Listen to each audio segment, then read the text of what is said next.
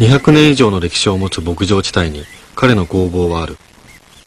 その工房からハイテクノロジーによって最先端のデザインが生み出されている。彼はまず初めてのベースを試作した頃から話を始めてくれた。My interest in headless instruments evolved from this experience of making this product here. And what I found was that, and let me backtrack a second, I came from being a furniture designer, being a designer of chairs, and ergonomics are very important in that. That is, the way a chair fits your body for comfort is very important. So this was kind of a bias that I took into my work on basses. A lot of the features of the curves and so on of this instrument are very much involved in making it comfortable.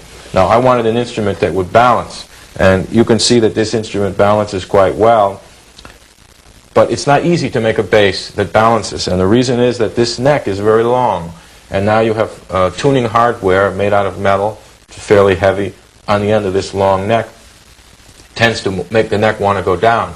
The reason this instrument balances is because there's a weight placed in the very back end of the body here, which as efficiently as possible counterbalances the weight of the tuning machines here. Well, maybe you can begin to imagine how my mind worked. I said to myself, why do I have a weight here and a weight here in order to counterbalance that weight that's there? And it suddenly flashed that there was no real reason why I couldn't take this tuning machines here and place them on the body. And that led me into this first headless instrument that I guess I started work on in 1977. It was 1987, and I was working at a music store in Boston, and they had them in the store, and I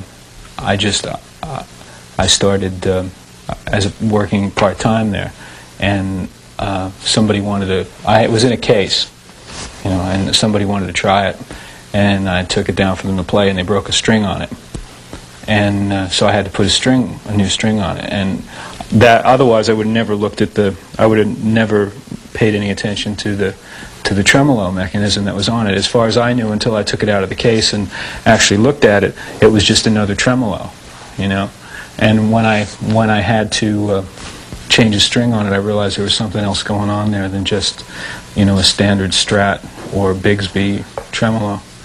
And prior to that, actually, I had a Kahler. I had a Stratocaster with a Kahler on it. And I picked it up, and it was the L series, which is the small black one.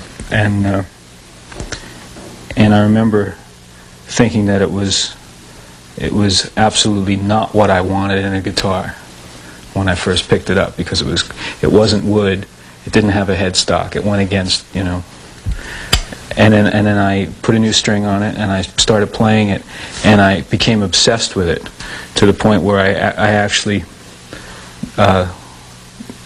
took out a bank loan and bought it because I couldn't afford to buy it, so I had to have it. And I think that's the last time that was the first time and the last time that ever happened to me with an instrument, that I just had to have it, and it took me a week and a half to figure out how.